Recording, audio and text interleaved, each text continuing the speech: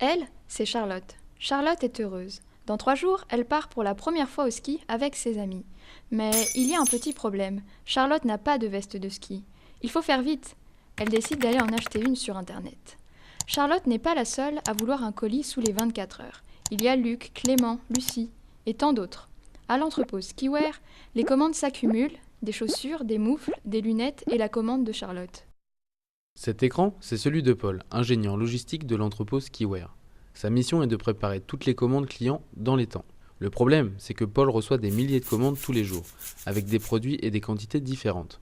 Chaque commande est associée à un délai de livraison qui peut être de 24 heures comme de plusieurs jours. Paul va ainsi traiter en priorité les commandes dont la date de livraison est la plus proche. La commande de Charlotte est l'une des premières à être traitée. Mais attendez un peu, où sont fabriqués ces produits ? Paul les achète dans des usines localisées un peu partout. Alors, livrer un produit sous 24 heures, comme l'a demandé Charlotte, ça demande une sérieuse organisation.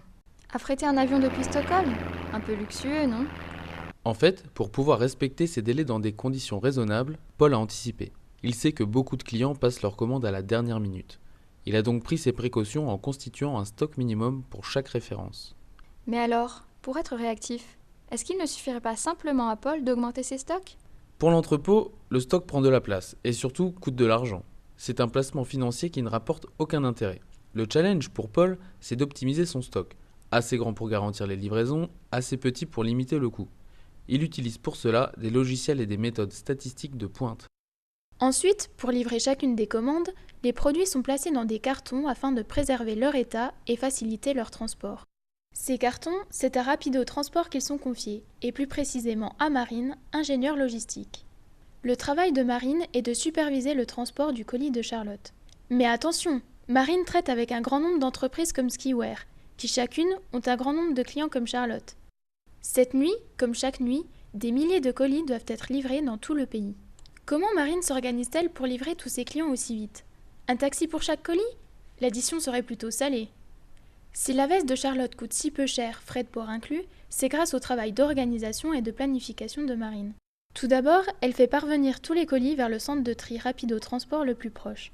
Dans le centre de tri, on va regrouper les colis par destination et les envoyer vers les centres de distribution répartis dans toute la France.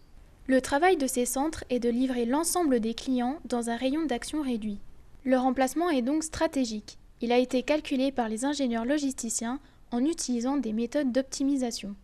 Marine n'a pas fini son travail. Que pourrait-elle encore optimiser ? Les tournées des chauffeurs, bien sûr. Livrer tous les clients, le plus tôt possible, mais aussi utiliser moins de véhicules et parcourir moins de kilomètres. Moins de risques, moins de carburant, moins de coûts, moins de CO2. Ça en vaut la peine, non ? Le grand moment est enfin arrivé. Charlotte reçoit sa veste.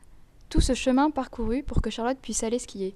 Vous avez vu ce sourire ? Je crois qu'elle est heureuse. En résumé, la logistique consiste à livrer le bon produit, en bon état, au bon prix, au bon endroit et au bon moment. Mais la logistique, c'est surtout un challenge perpétuel qui amène Paul et Marine à se surpasser tous les jours. Ce qui les aide, des méthodes, des outils, une vraie compétence de spécialiste et une bonne dose de passion. Alors, tu relèves le défi ?